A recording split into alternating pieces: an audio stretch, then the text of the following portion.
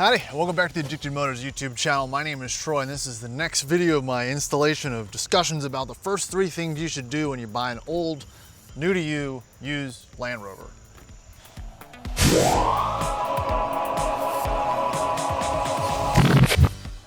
Now, if you're new to the channel, please like and subscribe. I've looked at my stats and I think only about 10% of the people that watch these videos are actually subscribers. So do me a favor, go click that like and subscribe button. Check out my thousands of other videos we have on these interesting, odd, kind of addicting old vehicles. But before we get started, make sure you watch my last video, which we talked about the 3 things you should do immediately once you buy a Land Rover L322.2, 4.4 or 4.2 supercharged. A lot of good information there. Again, we're not going to discuss in these videos what to do or look for when buying it. I already have those videos. It's what to do immediately after you buy it to make the car, let's say, a little bit more reliable and have a little bit longer lasting ownership experience for things that people kind of forget about for maintenance. Now today we're going to be talking and showcasing my 2004 Land Rover Discovery 2 with a 4.6.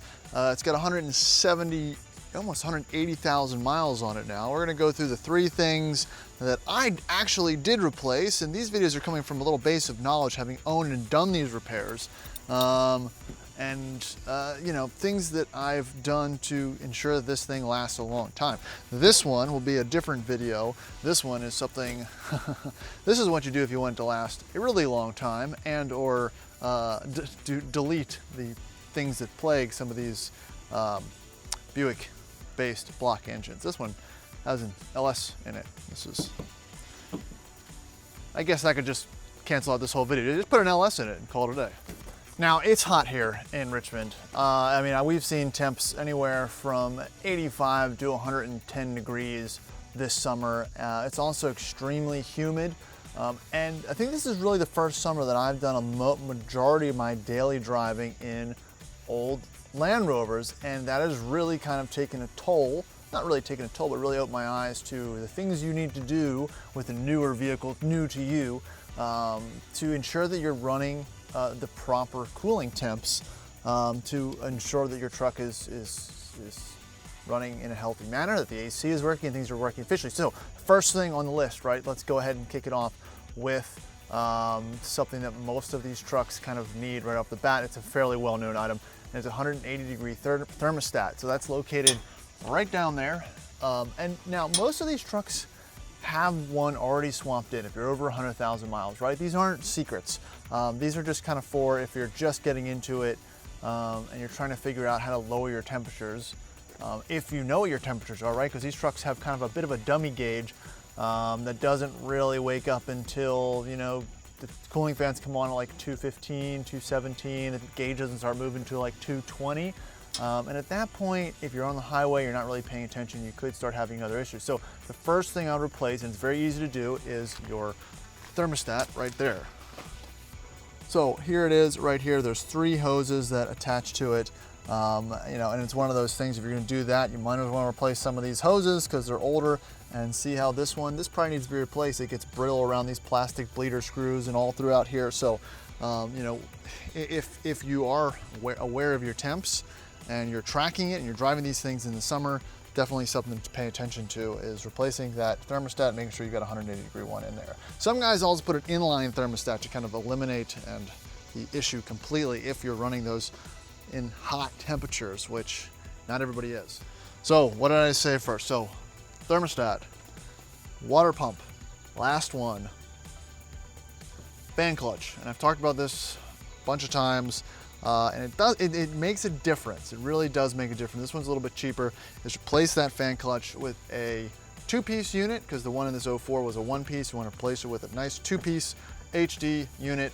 And I'll link all the parts below that you can use to go ahead and do that. So it's serviceable. It also saves you like $200 over the 1-piece. So thermostat, water pump, fan clutch, belt, coolant. All those things will work in conjunction together to deliver a very usable 4-liter 3.9 or 4.6 in hot, humid conditions. But I wouldn't even got to here if it wasn't for this one product that I'm also going to show you. Now, people always ask me about this little unit right here. This is my my Golden Rovers Ultra Gauge mount that mounts right here in a nice factory looking position on the A pillar, and it's holding the Ultra Gauge, another thing that I'll link in the video. Now, the Ultra Gauge will tell me exactly what my temperatures are while driving, and it's very interesting to kind of monitor. It is a little bit stressful because you see things go up and down. As long as they're within the certain tolerances that Land Rover you know, gives you, then you're okay. But this is like this is what keeps my truck alive. This is where I noticed that my problems manifested by seeing the spike in temperatures on grades and in conditions where they shouldn't have. That's why I figured out when my water pump was leaking for the first time. So again, this will tell you, this is like getting a CAT scan or something, or MRI. This will tell you how healthy your engine is. All right, now like all things, there's always caveats to these 3 recommendations. There's always more things to replace, right? We could get into all the other items. Now, you know, this is not all stuff you should do at the same time. I mean, the engine and the cooling stuff should all be done at the same time. But some of the other things you can kind of wait. You can do your expansion tank. You should always carry a spare expansion tank because they are known to pop or blow, mostly due to age, unless it's something else that's causing excess pressure or overheating that could cause, you know, further issues. Other things you want to do is your front and or rear drive shafts. The original units that came from the factory don't have greasable U-joints or shafts, I believe.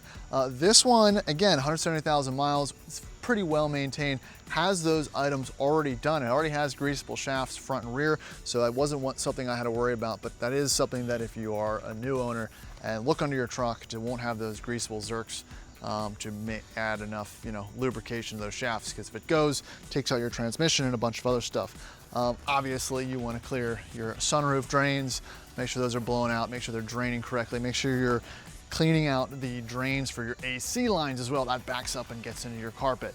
What else? I think that's about it. You know, I'm learning more and more about the D2. I put it off for a while, but it really takes me to own something to really kind of understand what these kind of critical failure points are, so I can fix them and make myself more stressed out.